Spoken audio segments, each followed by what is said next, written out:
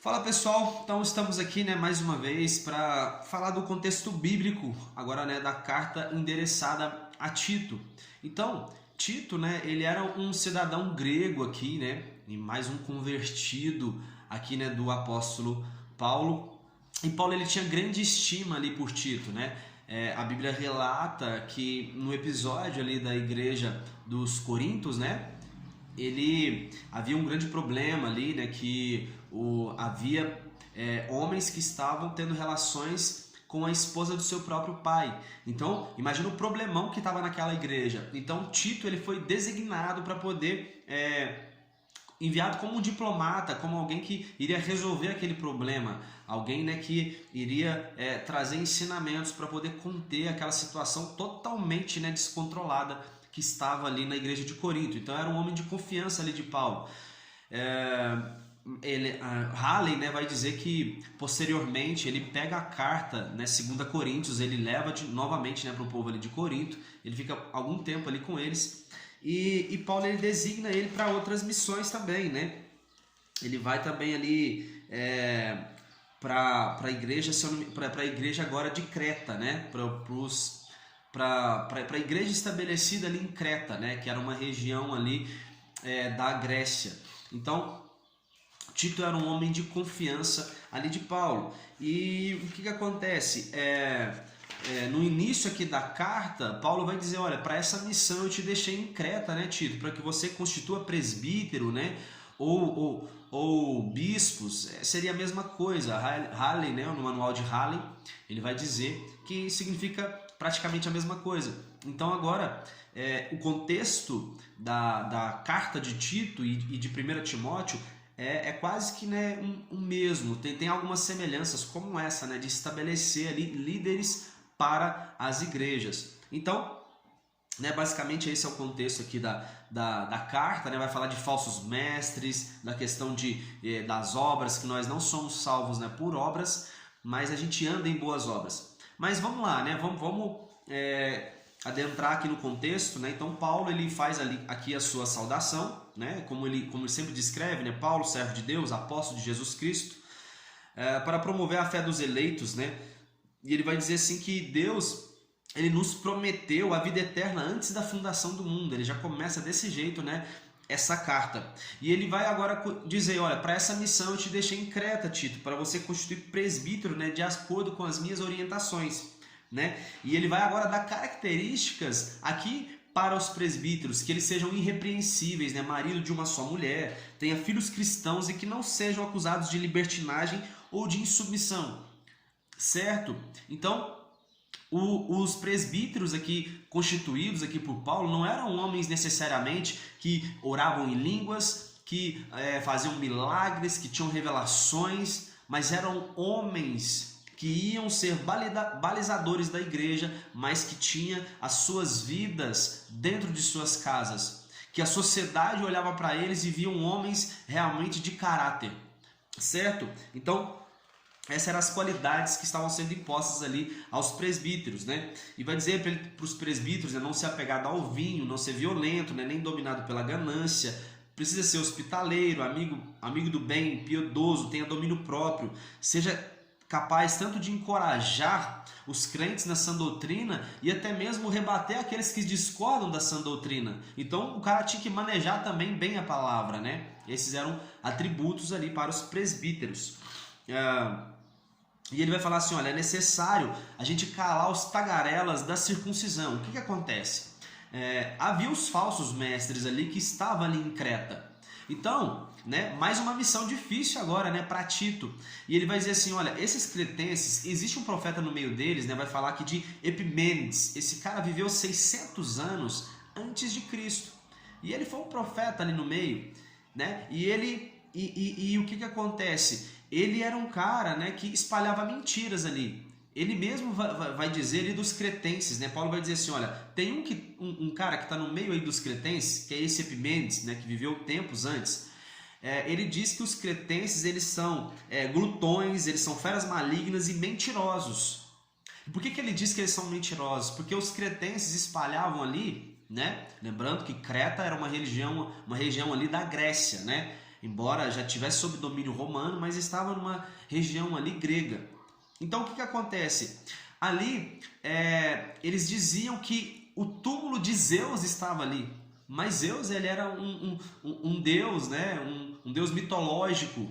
Então assim, é impossível disso acontecer. Por isso que ele destaca que os cretenses eles eram mentirosos, né? Feras malignas, glutões e preguiçosos, certo?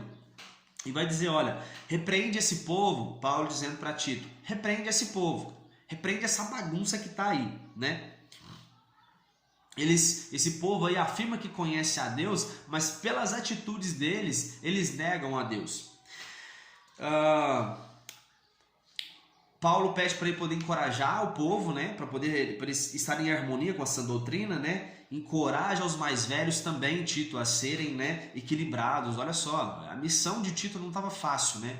E veja que precisava de correções até mesmo ali nos mais velhos, até nos anciões. Ensina as mulheres a serem maduras e reverentes. Dessa forma, elas vão estar aptas a orientar as mulheres mais jovens a amarem seus maridos e filhos. Exorta os jovens a ter bom senso, né? E que o teu modo de agir, Tito, seja exemplar em tudo. Seja sóbrio e tenha uma linguagem sadia. Ensina aos trabalhadores, né, os escravos, que fala ali a época, né, que eram trabalhadores, a eles serem submissos aos vossos patrões, né? Não serem respondões. E ponto. Ele vai continuar dizendo aqui, olha, a graça do Senhor nos orienta a renunciar à impiedade e às paixões mundanas e a viver de maneira sensata, justa e piedosa, né? Jesus ele se entregou por nós. Então assim, prega isso para o povo, né, se purificar, porque, né, Deus ele pagou um alto preço ali por nós. Sejam submissos aos governantes, né? Ele vai falar sobre a questão aqui para que eles sejam pessoas equilibradas, sejam submissas ali aos governantes, demonstrando mansidão com todas as pessoas. Porque ele vai dizer, houve um tempo em que nós éramos desobedientes a Deus, entregues à maldade e à inveja. Paulo diz, porque ele era um homem assim. Então, olha, sabe, exorta esse povo, entendendo que assim, cara, a gente nem sempre foi bom. Tito era um grego aqui, né? Era um cara que... O que ele conhecia? Ele conhecia a mitologia, né? Ele conhecia a cultura grega, né? Se entregue às paixões da carne. Então ele também não tinha um bom passado. Então ele está dizendo, olha, exorta esse povo dessa forma, sabe? Para que, tendo esse olhar sobre eles, que assim, hoje eles estão com a vida bagunçada, mas um dia a gente também teve. E aí ele vai exortar para que eles andem em boas obras. Mas ele ressalta que não é através das boas obras, né, das nossas obras, que a gente vai ser aceito por Deus. Mas alguém que um dia foi aceito por Deus anda em boas obras. Parece um paradoxo, não é? Mas na realidade não é. É porque a gente precisa entender que tudo que a gente fizer para Deus, isso não vai pagar aquilo que Ele já fez por nós. Não é porque eu estou orando mais, porque eu estou cuidando dos órfãos, das viúvas, fazendo obras sociais, dando cesta básica, curando enfermos, que Deus vai me amar mais. Ele já me ama com amor condicional. Entende? Então não é por essas obras que nós somos aceitos. Mas um cristão que ele realmente foi...